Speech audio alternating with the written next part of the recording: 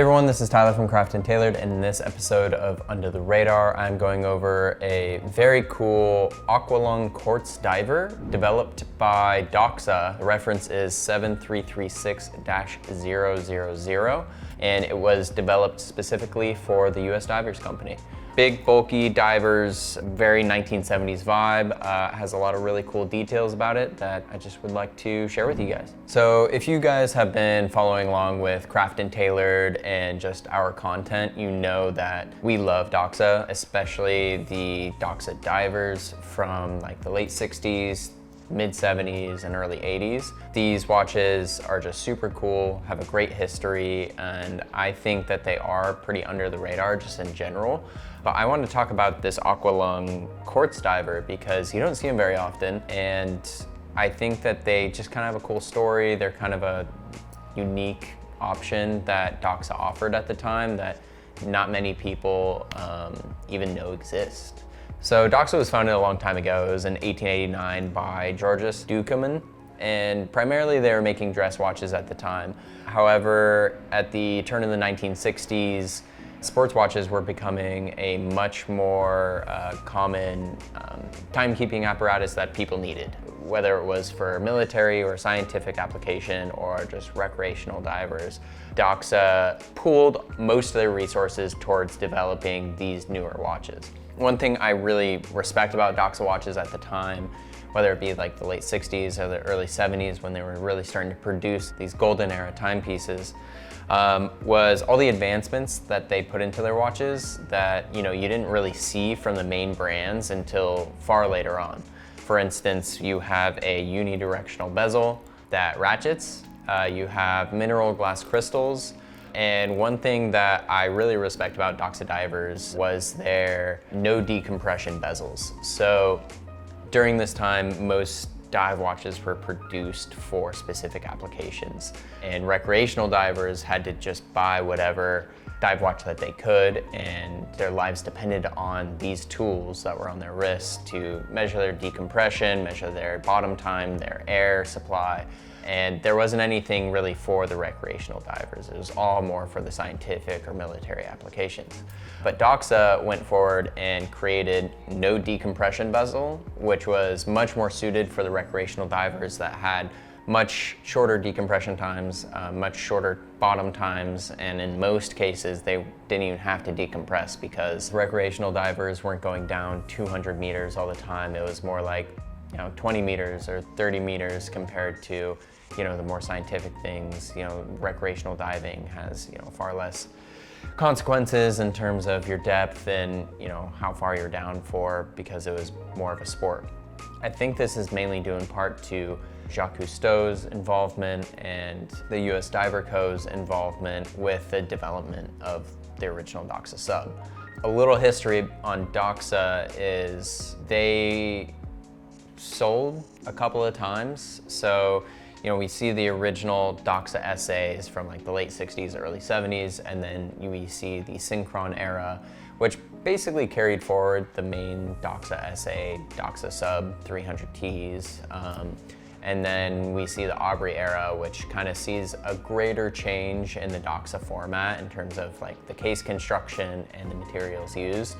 So during the Aubrey-Era, Doxa also produced watches under the Aqua Lung brand specifically for the U.S. Divers Co.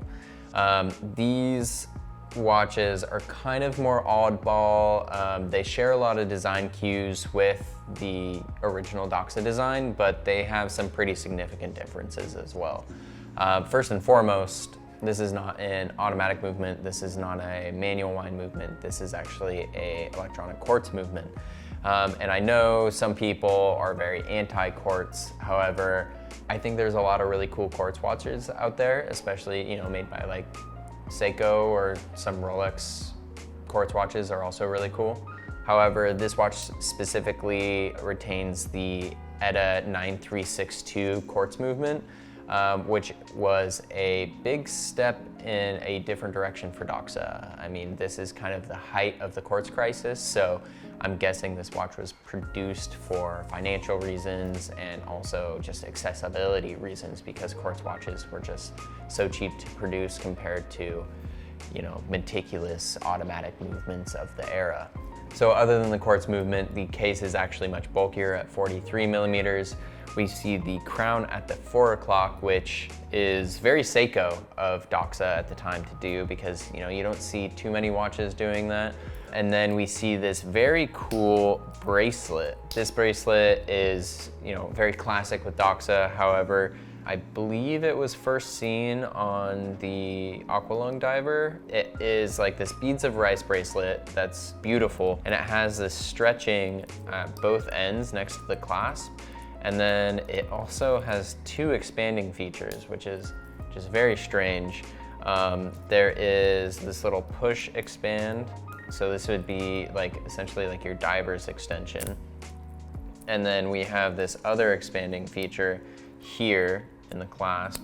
And this essentially would be just a quick extender to the bracelet, because you can't really clasp it like this, and that would essentially be to fit over like a big bulky dry suit or wetsuit, and it, you know, functions perfectly. From a watch that's from the 80s, you know, there's no lack in functionality today. Why I like this piece is you get very much so Doxa vibes from it. It feels like a Doxa diver. It's a little bit more bulky. It is, you know, a large dive watch of the era. It feels like a big dive watch, and it kind of fits that bill in terms of wristwatches. It feels really nice on wrist though. It's very comfortable. This one's a little loose on me. I just, you know, I don't have the bracelet size for me because it is currently for sale. When it is sitting properly on wrist, I really like how it feels. It feels very ergonomic. The case kind of fits flush with the shape of the wrist. And the bright orange dial, the big black hands and markers just make it super visible against that orange dial. And it's just kind of odd every once in a while, since I'm so used to wearing automatic wristwatches, to look down and seeing that tick rather than like the smooth sweeping seconds hand. I chose this watch to review for Under the Radar because I truly believe it is a very under the radar piece. They rarely come up for sale. They are a very good price point still, and they mark a very transitional era for the Doxa brand.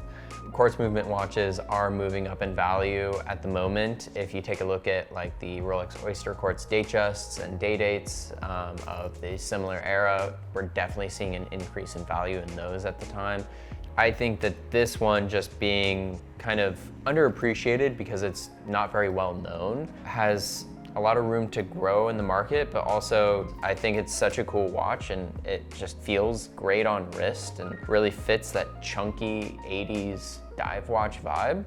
This watch specifically deserves a little bit more attention. And for that reason, I definitely think it's one of the more under the radar watches that I've reviewed in this series so far. This watch is currently for sale. It is on our website at craftandtailor.com. It is in the sub $3,000 range, so I think for the style, the type of bracelet, the aesthetic of this watch, I think you get a lot of bang for your buck with this Aqua Lung Quartz diver. So with that, I'd like to say thank you for watching. Be sure to like, comment, and subscribe. Be sure to follow us on Instagram at craftandtailored. And if you have watch questions, we are here to help. You can drop us a line at info@craftandtailor.com. Thanks a bunch. We'll see you in the next one.